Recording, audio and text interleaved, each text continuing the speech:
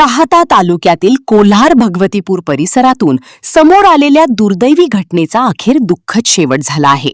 प्रवरा नदीवरील रामपूर बंधाऱ्याजवळ पाण्यात वाहून गेलेल्या 14 वर्षीय दिनेश नितीन जाधव याचा मृतदेह आज सकाळी अखेर शोध पथकाच्या हाती लागला.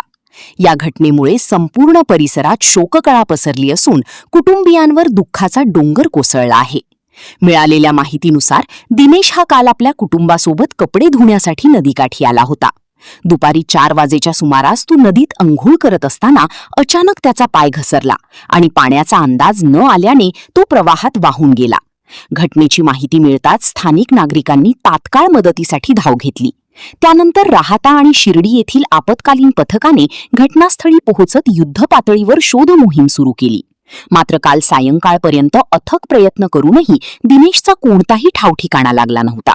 आज सकाळी पुन्हा एकदा शोध मोहीम सुरू करण्यात आली आणि अखेर सकाळी 11 वाजेच्या सुमारास शोध पथकाला दिनेशचा मृतदेह सापडला. या घटनेने कोल्हार परिसरात हळहळ व्यक्त होत असून सर्वत्र शोक व्यक्त केला जात आहे.